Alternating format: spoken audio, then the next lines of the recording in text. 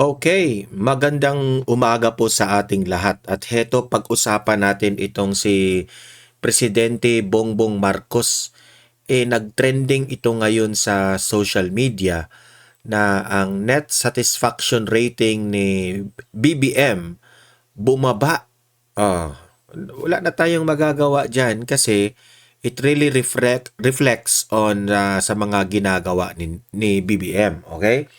Mamaya, ipapakita natin yan at i-explain natin bakit. Alam nyo naman, negative na yun, di ba? O, sobra pang bumagsak.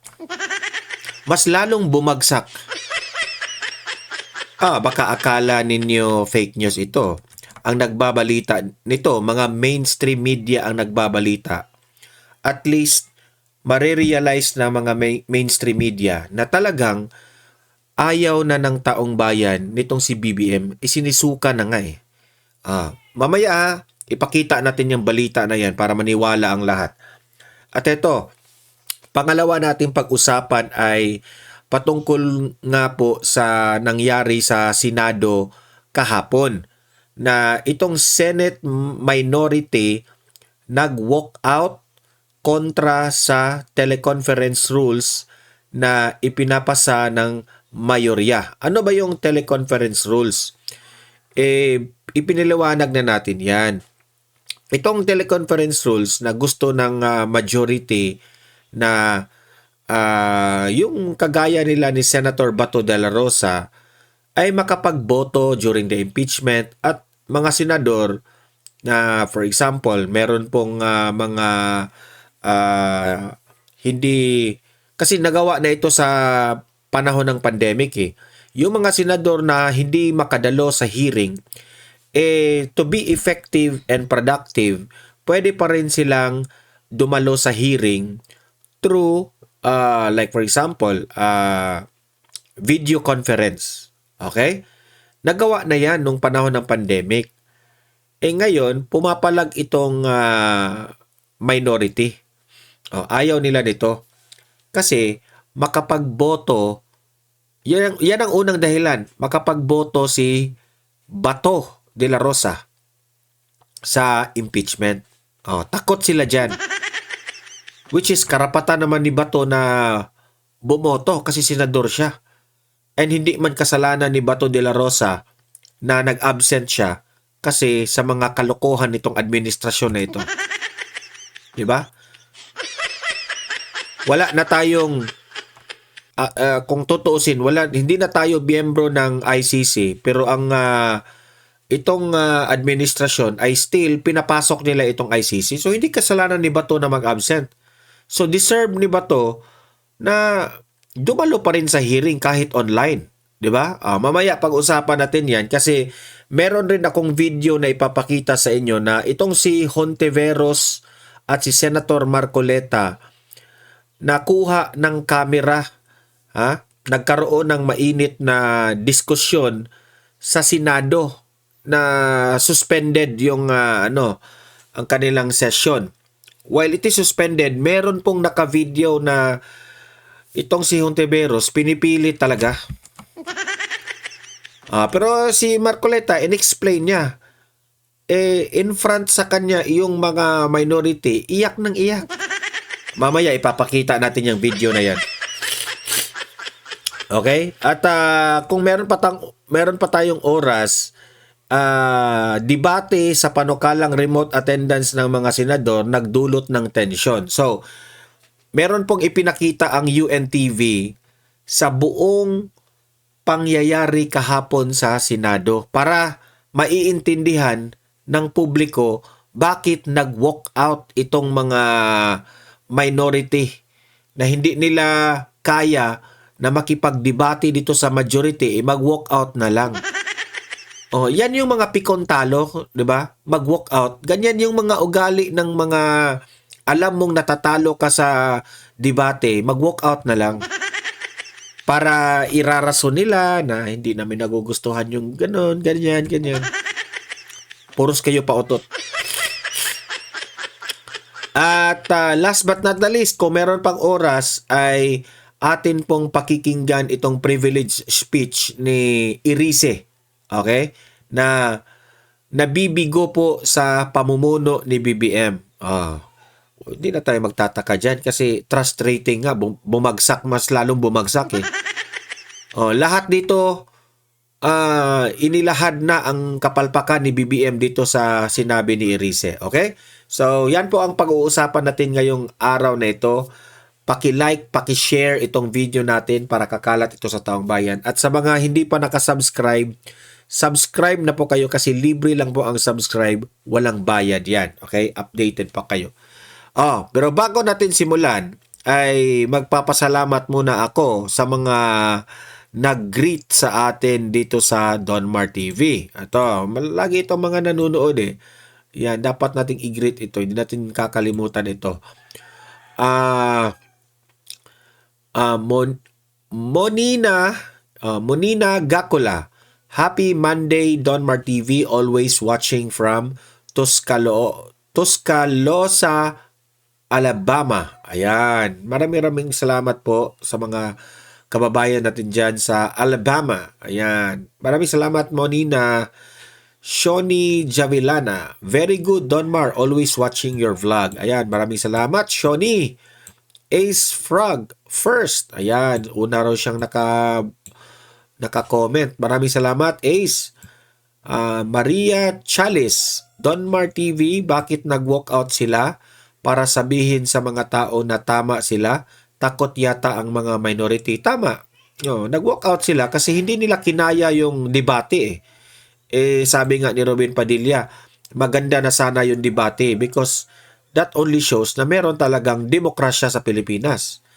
Itong aking kaibigan na si Ma'am Bel, magandang umaga po, Sir Don. Ayan, Ma'am Bel, maraming salamat sa walang sawang pagsuporta mo dito sa Donmar TV. Ayan. So, ayan, ilalagay ko dyan. Punta na tayo kaagad dito sa net satisfaction rating ni BBM. Heto po yung balita ng News 5. Sumadsad sa pinakamababa net satisfaction rating ni Pangulong Bongbong Marcos itong Marso. Bumagsak ito sa negative 15 base sa survey ng SWS. Ulitin natin kasi medyo mahina yung intro. Sumadsad sa pinakamababa net satisfaction rating ni Pangulong Bongbong Marcos itong Marso. Bumagsak ito sa negative 15 base sa survey ng SWS. Tingnan nyo dyan November 25, negative 3. Ngayong March, kasi ongoing pa yung survey, negative 15. Negative 15 na. Pagkatapos ng termino ni BBM, I would assume na negative 100 na yan. Bumababa ng... ano kaya ang sasabihin ni Auntie Claire dito? Ano kayang rasonan niya? Hindi ito fake news Kaalyado ninyo ang News 5, BBM. Mainstream media, halik ito sa puwet ng administrasyon. Pero binabalita, negative 15. From negative 3, negative 15. Ano kaya ang dahilan? Kayo nang humusga. Mas mababaya sa negative 3 noong November 2025. Ito na pinakamababang net satisfaction rating ng Pangulo mula nang maupo siya sa pwesto noong 2022. Himay natin ang resulta ng survey. Mas kumaunti ang mga Pilipinong kontento sa pamumuno ng Pangulo. Mula 40%, bumagsak ito sa 33%. Dumami naman ang mga hindi kontento sa pamamalakad ng Pangulo. Umakyat ito sa 49%. Narinig nyo yun? Dumarami yung hindi kontento. Sabi ko na sa iyo, BBM huwag kayo puro ayuda at puro bigay ng bigas. Hindi yun nakakatulong sa rating mo. Ang pinakauna na makatulong sa rating mo, tanggalin mo si Claire Castro. Kasi araw-araw may inaaway. Sa tingin nyo naman, yung mga inaaway niya, yun ang pinakadahilan bakit magalit yung tao. Kasi ang gusto ng tao, magkaisa tayong mga Pilipino, pero anong ginagawa ninyo? Inaway nyo ng inaway ang mga kalaban nyo sa politika. Deserve ninyong bumagsak ang rating ninyo. Mula sa 43%. Isinagawa ang survey noong March 24 hanggang 31 sa kasagsagan ng krisis sa langis at gera sa Middle East. Dagdag kaalaman mga kapatid sa lahat ng presidente matapos ang 86 people power, si dating Pangulong Gloria Macapagal Arroyo nakapagtala ng pinakamababang net sa... isali nila si Arroyo. na si Arroyo raw negative 53. Parang sasabihin nila na normal lang yung kay BBM na negative 15 kasi si Arroyo nga negative 53. Idamay nyo pa si Arroyo? Hindi, ang pag-uusapan natin ngayon si BBM. Huwag na nating pag-usapan yung si Arroyo. Hindi naman yung tatakbong presidente ngayon eh. Pag-usapan natin yung negative 15 ni BBM. Yun ang importante. Satisfaction rating. Bumagsak sa negative 53 ang rating niya noong March 2010. Mga kapatid, Jig Manikad po, pagdating sa... So, yan binalita yan ha. Ito, bago yan binalita, ito yung lumabas sa social media. President Bongbong Marcos net satisfaction rating. Source March 24 to 31 ang survey nito. 2026 National Social Weather Station, SWS ito negative 15 March 2026. Noong November 2025, negative 3. So meaning, bumaba siya ng halos mga 12. Mataas yun. Noong panahon ni former President Duterte, never naging negative. Again, noong panahon ni former President Duterte, never nag-negative si Duterte. Bumaba ang net satisfaction rating ni President Bongbong Marcos based sa survey ng SWS o Social Weather Station noong Marso. Sa naturang survey, 33% ng mga Pinoy, ayan, yun na yung nireport kanina. Okay? So, why is Bongbong Marcos get a negative rating? Kasi wala naman tayong nakita na mga malalaking project na ginawa niya dito sa bansa natin. Tapos, kung makikita mo doon, sobrang laki po ang inutang ni BBM. Yung mga dilawan at mga loyalista, malaki rin naman yung inutang ni Duterte. Yan ang iyak nila. Okay, sige, malaki ang utang, pero sa ika nga, sabi ni former President Duterte, look around you. Sa sobrang daming bridges, infrastructures, paaralan, at mga hospitals, at kung ano-anong mga airports na itinayo ni Tatay Digong sa kanyang time. So, you cannot question Tatay Digong na nag-utang siya because, ang dami pong nagawa. Itong administrasyon na ito, anong nagawa? Wala, ayuda. Pagnanakaw sa flood control. Yan ba ang trademark? Yan ba ang Tatak Marcos? Yan ba ang bagong Pilipinas? Ako, I agree. I agree sa bagong Pilipinas ni BBM. Nagbago nga ang Pilipinas. From maganda na sana, bumagsak tayo. Ayan, nagbago. Ay, nako. Eto, panoorin natin itong walkout. Itong katramahang walkout ng Senado. Ito, panoorin po natin ito ha. Nag-walkout ang Senate minority sa plenaryo dahil sa panukalang payagan ang e-voting sa Senate session. Narito si Dexter Ganibe para sa Metro Morning Report. Nagsasalita pa si Senate President Alan Peter Cayetano nang isa-isang nag-alisan sa plenary hall. Ang mga miyembro ng... Imagine that one nagsalita pa si Senator Alan Cayetano. Umalis na sila. So anong tawag mo ninyo sa minority? Walang modo. Squatter ang mga ugali. Squatter. Akala siguro nila yung walkout nila may effect yon sa mga taong bayan.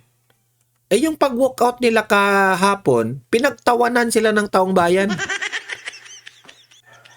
Alam niyo ba, ang in-expect ko sana ako, sa totoo, nag-walkout sila. Yung in-expect natin, yung taong bayan, sasabihin na, ano bang ginawa ng majority? Nang bubuli ba ang majority kasi nag-walkout sila? Yun ang akala ko na reaksyon ng tao. Alam niyo ba kung anong reaksyon ng tao? Oy, nag-walkout kayo? Huwag na kayong bumalik. Mag-resign na kayong lahat. Kayo yung pahamak sa bansa. Ay, nako. minorya. Unang umalis si Senator Ping Lacson, sinundan ni Senator Bam Aquino at bumuntot na ang iba. Binubola na tayo eh. Pinagpipilitan nila, naisip-isip. Iyok kay. Bendalo.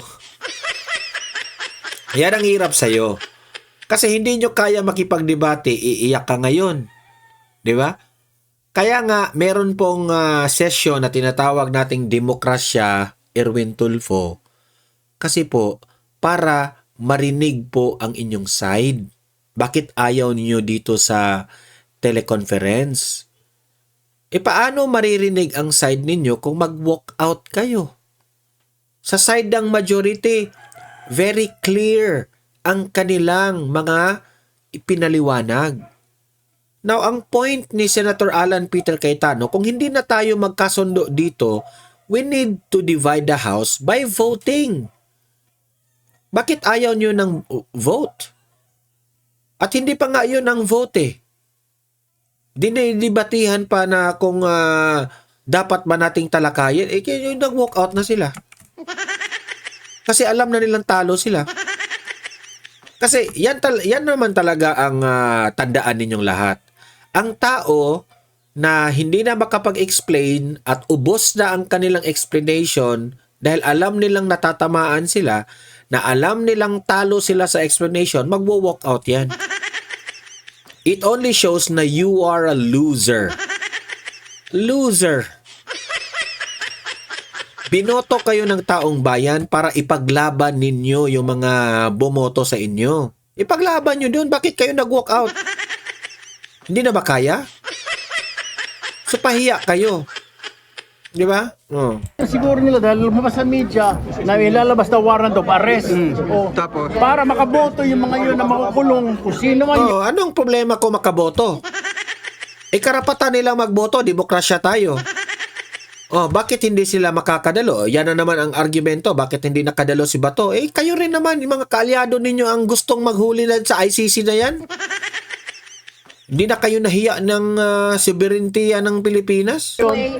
Para makaboto sila. Actually, yung teleconference, ginagawa na kung may pandemya. Wala yung pandemya ngayon. Bakit hindi ninyo binago? Kung yan, na-create yung batas na yan nung panahon ng pandemya, bakit hindi nyo binago? Di ba?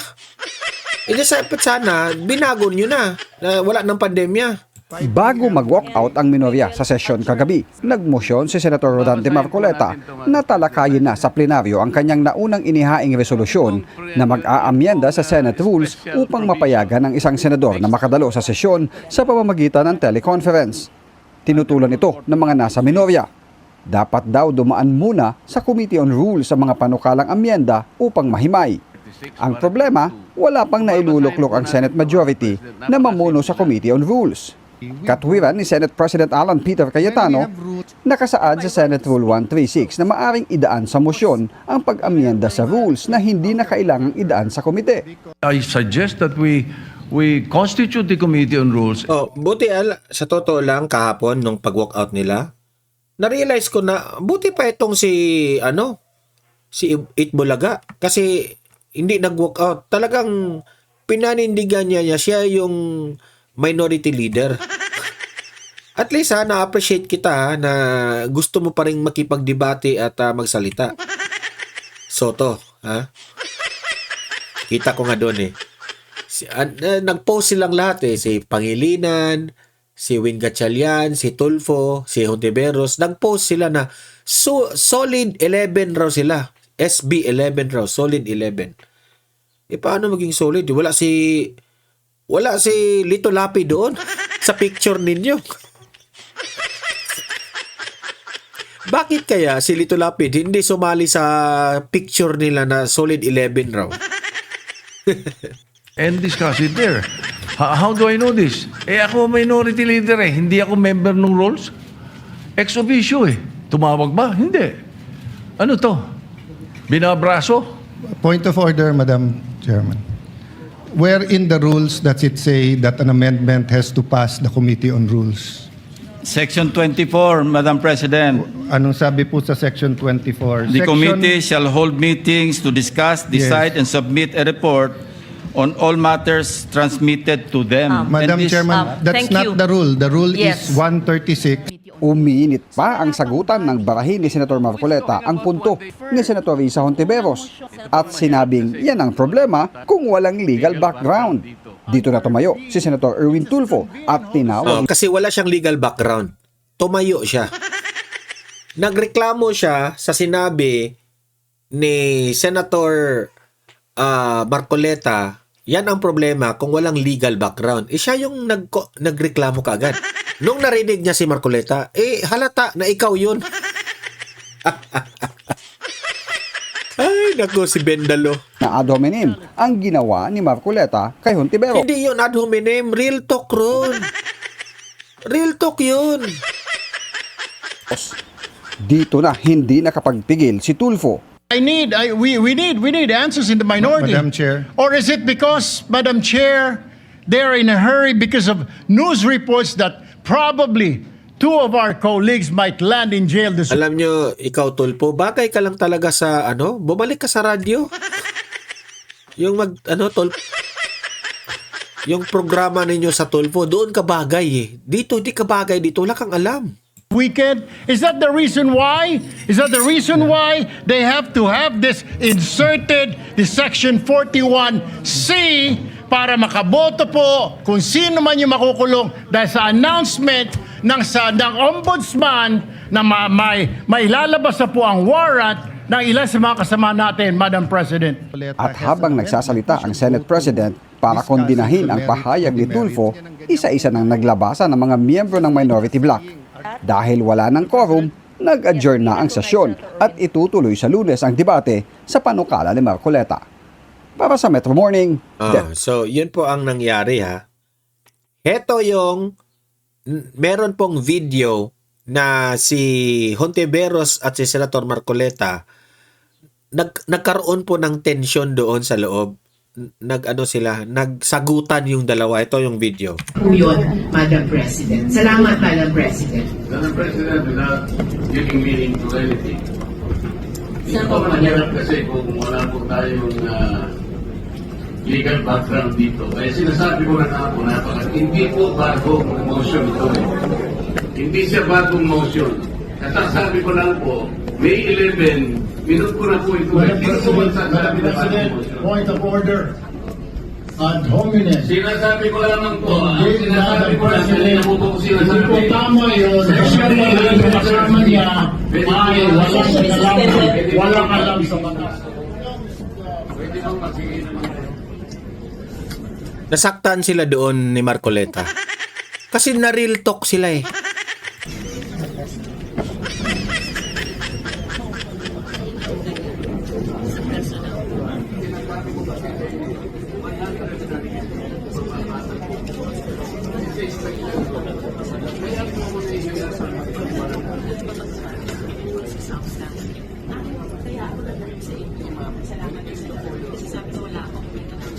Buti nga, nandyan si Senator Marcoleta para bigyan kayo ng idea, di ba? When it comes sa batas natin. Pero parang ang taas po ng ego at pride ninyo na tinuturuan kayo. Yan ang problema sa inyo eh.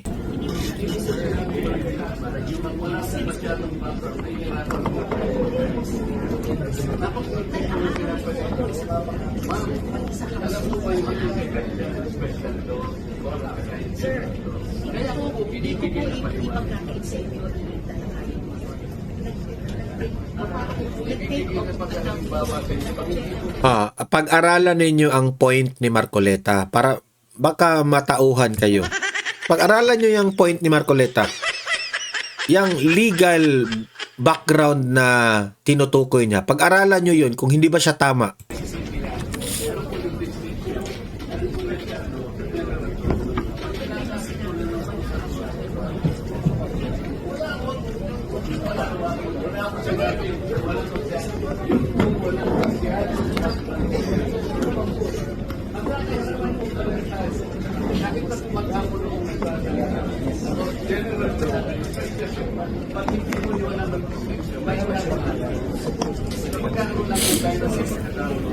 Tingnan yung mukha ni Zubiri oh. Inis na.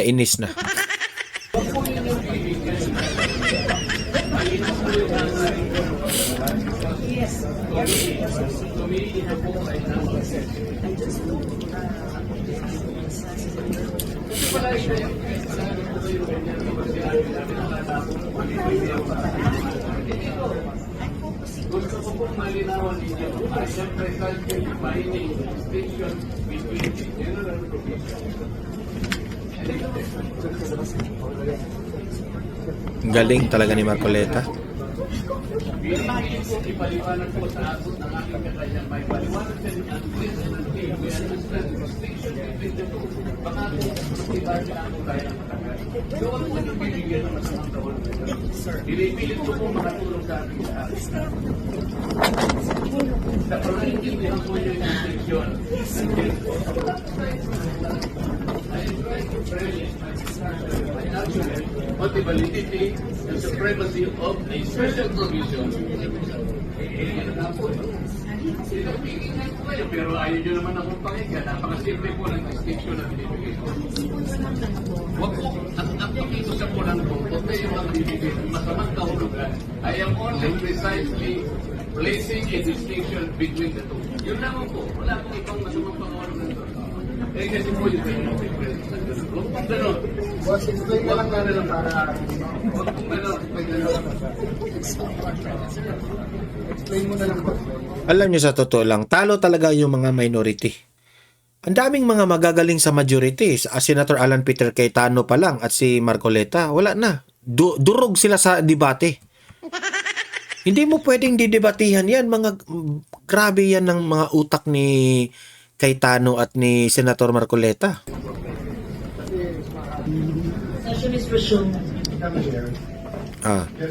Yun ang behind the scene, ha. Para maunawaan pa natin ng malawak, panoorin po natin ito. I hope we learned our lesson. Senator Pangilinan already apologized to Senator Padilla, then now you're shouting at us. No? No, the record will show, naka-tape naman eh. Ang taas-taas ng boses nyo eh. 'Di ba? You were shouting at kaya nga hindi magkarinigan. Nagkaroon ng mainit na pagtatalo sa pagitan ng mga mambabatas na miyembro ng majority at minority bloc sa Senado kagabi. Kasi wala nang galang itong si Kiko Pangilinan. Isa rin ito eh. Kapag matalo sa debate, sisigaw na yan. Inis na inis. Ito ay matapos muling isulong ni Senator Rodante Marcoleta ang kanyang motion na baguhin ang panuntunan ng kapulungan upang payagan ang mga senador na dumalo sa sesyon ng remote sa pamamagitan ng teleconference o video conference. Ang nilalaman ng motion ay pagdaragdag ng Section 41C sa Rule 14 ng Senate Rules. The proposal, Madam President, is by way of an additional paragraph, Section 41C, after Section 41B of Rule 14 of the Senate Rules, which will state as follows. Section 41C, allow a senator for justifiable reasons to attend and participate in the session through teleconference, video conference, or other reliable forms of remote or electronic means using appropriate information and communication technology. Unang inihain ang motion ni Senator Marcoleta noong May 11, 2026. Subalit nauwi sa mainit na talakayan ang motion matapos ang matinding pagtutol ng Senate minority dahil ipinipilit ng mayorya na talakayan ang motion sa plenaryo. Iginiit ni Senator Fanpilo Lacson na dahil na-refer na ang motion sa Committee on Rules, dapat itong dumaan sa pagpupulong at magkaroon ng formal na ulat o committee report alinsunod sa Section 24 ng Senate Rules bago talakayin sa plenaryo. Does it mean that we are now disregarding the committees of the Senate? So the committee chairman or the chairman of any committee, including the Rules Committee, may just report out any motion or any resolution referred to it in plenary, and then just, it is within his power to just report it out by himself without any deliberation in the committee, without any committee report. Is that the new rule now, Mr. President, Madam President? It is clearly... There's no new rule. I read the rule. Yes. Senator Lacson is referring to resolutions or And motions. communications or anything referred to the Committee on Rules. We're talking about a motion to amend the rules. We had the option of taking it up, but since everyone asked for one more day, it was given to the Committee on Rules. The Committee on Rules has an option to take it up. Binigyang diin pa ni Senator Francis Pangilinan na ang lahat ng nakaraang 48 na amyenda sa Senate Rules ay dumaan sa mga resolusyon at ang bagong motion ng Senator Marcoleta ay dapat sumunod sa one-day notice requirement ng Rule 136 bago ito aksyonan. Nagdududa naman si Senator Erwin Tulfo sa dahilan kung bakit tila minamadali ang pagpapasa sa amyenda. Anya, may kaugnayan ba ito sa mga balita na posibleng may 2 senador ang posibleng maaresto sa mga darating na araw upang makasali pa rin ang mga ito sa sesyon kahit pa nakadetinin na? Dito na lalong uminit ang diskusyon matapos pumalag si Senate President Alan Peter Cayetano. Binigyang din ito na out of order na ang sinabi ni Senator Tulfo dahil hindi naman ito ang punto ng talakayan. We need answers in the minority. Madam Chair. Or is it because, Madam Chair, they're in a hurry because of news reports that probably 2 of our colleagues might land in jail this weekend? Is that the reason why? Is that the reason why they have to have this inserted, the Section 41C, para makaboto po kung sino man yung makukulong dahil sa announcement ng ombudsman na may lalabas na po ang warrant ng ilan sa mga kasama natin, Madam President. That is my question, Madam Madam President. Chair, the gentleman is out of order because his question sa nagmamadali, bakit, can be discussed in the actual motion. Can be discussed after the motion whether we should take it up. We take offense that bibigyan niya ng ganyang kulay. It's just like us saying, are you afraid if we have the hearing on the Blue Ribbon on flood control, mababanggit ka rin? You do not make that kind of statements here in the Senate because you assume good faith from everyone. Mariinding ipinagtanggol ng kampo ng mayorya ang desisyon na talakayin sa plenaryo ang motion ni Marcoleta na amyendahan ang mga panuntunan para sa remote attendance. Ipaniliwanag ni Senate President Alan Peter Cayetano na sa ilalim ng 136 ng Senate Rules, ang mga panuntunan ay maaaring amyendahan sa pamamagitan ng isang simpleng motion na inihain ng hindi bababa sa isang araw bago ang konsiderasyon nito. Ayon sa mayorya, hindi kinakailangan ang formal na pag-endorso o committee report mula sa Committee on Rules para sa ganitong uri ng pagbabago. Binigyang din ni Cayetano na ang plenaryo ay supreme o mas mataas kaysa anumang komite. Anya, bagaman na i-refer na ang motion sa Committee on Rules noong May 11, may karapatan ang acting majority leader na ibalik ito sa plenaryo para sa agarang aksyon ng buong kapulungan. I suggest that we constitute the Committee on Rules and discuss it there. How do I know this? Ako minority leader hindi ako member ng rules. Ex officio Tumawag ba? Hindi. Ano to? Binabraso? Point of order, Madam Chairman. Where in the rules does it say that an amendment has to pass the Committee on Rules? Section 24, Madam President. Anong sabi po sa Section 24? The committee shall hold meetings to discuss, decide, and submit a report on all matters transmitted to them. Madam And this- Chairman, that's not the rule. The rule is 136. Sinagot din ni Senator Marcoleta ang alegasyon na ito ay isang bagong motion na nangangailangan ng panibagong abiso. Iginiit niya na ang kanyang mungkahi ay inihain noon pang May 11, 2026 kaya higit pa sa isang araw ang lumipas bago ito muling tinalakay. Nanindigan si SP Cayetano na ang pagpapanukala ng amyenda ay isang karapatang garantisado ng kanilang mga panuntunan. Iginiit ng mayorya ang tamang paraan upang resolbahin ang anumang pagtutol o pagkakaiba sa interpretasyon ng rules ay sa pamamagitan ng botohan o ang pag-divide the House. Dito na nag-walk out ang mga miyembro ng minorya bilang protesta sa ito. Diyan sila kasi meron silang iba't ibang interpretation sa batas. So, kung hindi na magkaunawaan doon, that's the time na magbotohan. Bakit kayo mag-walk out? Tinuturing nilang railroading ng proseso. Dante Amento, humahataw sa balita. Ay nako, ewan ko na lang, pero yan talaga ang nagpapatunay na loser sila. Okay? Eto naman, maganda ito ha. Huwag kayong bumitaw kasi maganda po itong speech ni Congressman Irice. Ito, point of view rin ito ni Irice. From a rising economic tiger in 2016, during the time of President Aquino, now we are back to being the sick man of Asia. Naiwanan na tayo ng ating mga kalapit na bansa. This is due mainly to corruption and the failure of the Marcos administration to address it squarely. It has been almost a year since the 2025 SONA. Isang taon na ang lumipas, halos. Nang marinig natin ang mahiya naman kayo speech ni Pangulong Marcos. Na walang nangyari. Mahiya naman kayo. Mahiya ka sa sarili mo. Wala namang nangyari sa mga pautot ni BBM.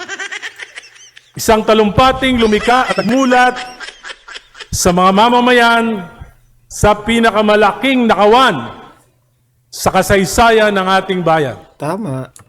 Mga multo at maanumalyang proyekto na pinondohan ng 19th Congress sa loob ng 3 taon. Pagsasabwatan ng pinakamatataas na pinuno ng pamahalaan sa Kamara, sa Senado, sa DPWH, sa DBM, at kung sino-sino pa na nagtatago sa anino ng mga makapangyarihan. Matindi ang naging babala ng Pangulo. Matapang ang kanyang salita noon. Ngunit ngayon, ang tanong ng bayan, Mr. President, ano na? Ano ba talaga ang nangyari? Ano ba ang punot dulo ng nakawang ito? Sino ba talaga ang mga nagsabwatan? Sino ba talaga ang mastermind? Sa darating na Hulyo, muli na namang haharap ang Pangulo sa bulwagang ito. Haharap sa sambayanang Pilipino para sa kanyang ikalawa sa huling SONA.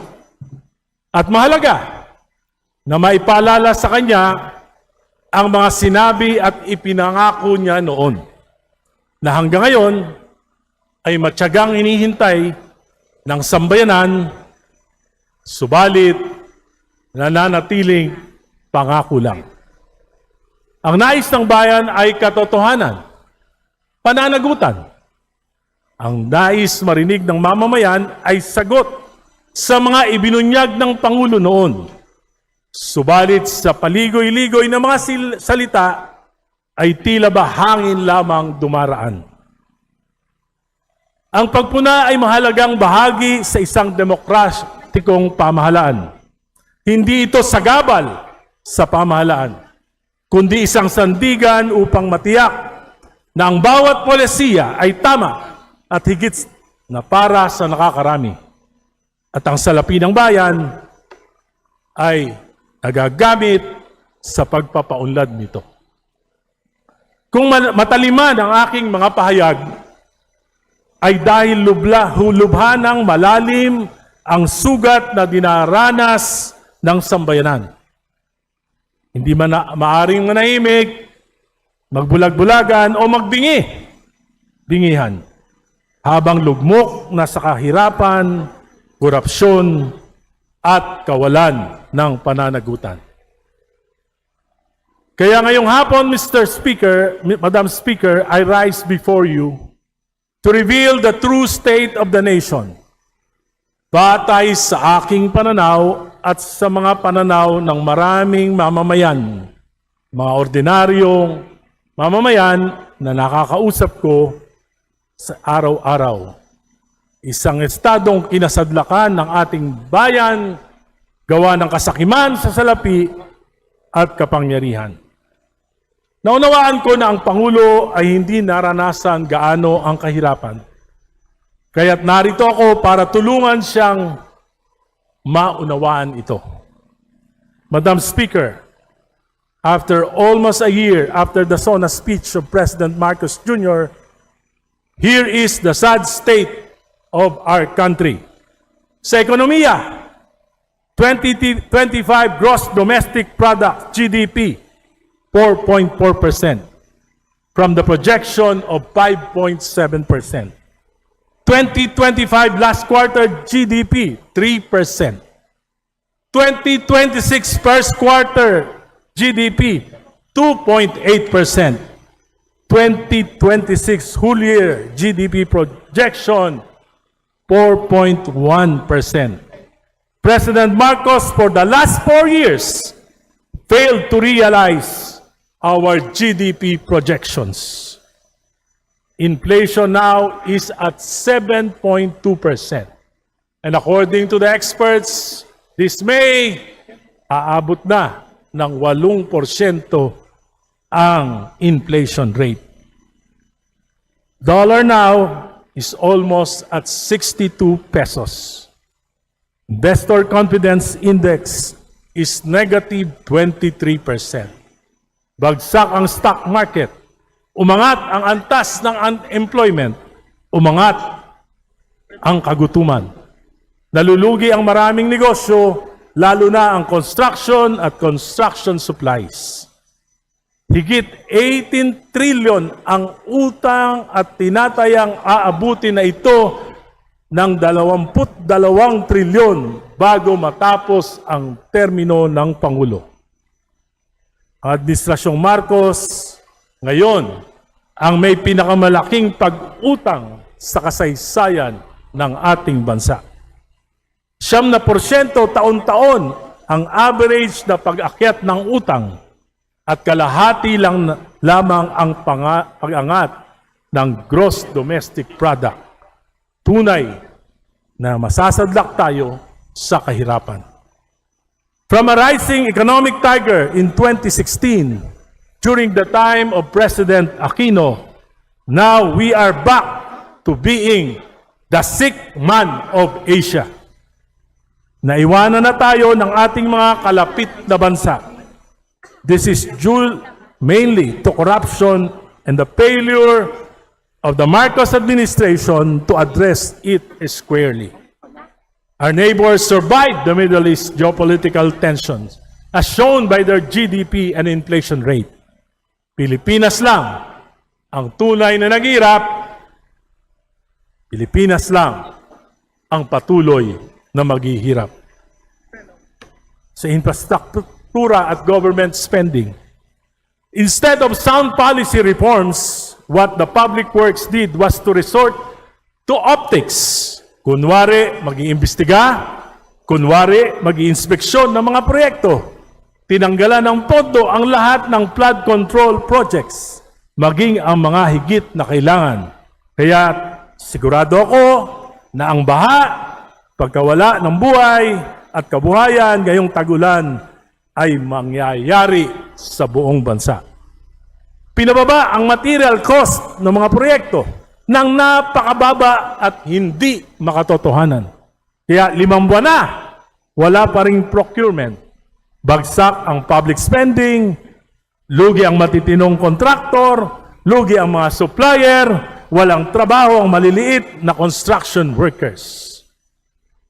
Sa edukasyon hanggang ngayon, wala pa ni isang classroom ang naitatayo. 180,000 classrooms ang backlog ng ating pampublikong paaralan. Political issues, unity. Yan ang pangako ng Pangulo bilang susi sa pag-uunlad. Ano ang nangyari? Away sa Vice President, awayan sa Senado, damay ang hudikatura, nahati ang mga Pilipino. May dilawan, may pulahan, may DDS, may DDH, nag-iinsultuhan, nagmumurahan, parang ang mga grupo naging kulto ng pare-pareho. Ang presidential spokesperson, araw-araw may inaaway. Tinitira pa si Auntie Claire. Which is, ang maganda yung point ni Congressman Irice. Dahil sa pamumuno ni Presidente Bongbong Marcos, mas lalong nagkawatak-watak ang mga Pilipino. Ayan. So, kayo po sa mga audience ko dito sa Donmar TV, mag-comment po kayo. Babasahin natin yan ang inyong opinion. Okay? paki-like, paki-share na lang po para makatulong tayo at sa mga hindi pa nakasubscribe, subscribe na po kayo. Okay? See you in my next video. Have a great day. Have a great night. God bless po sa ating lahat. Mabuhay ang Pilipinas and God save the Philippines.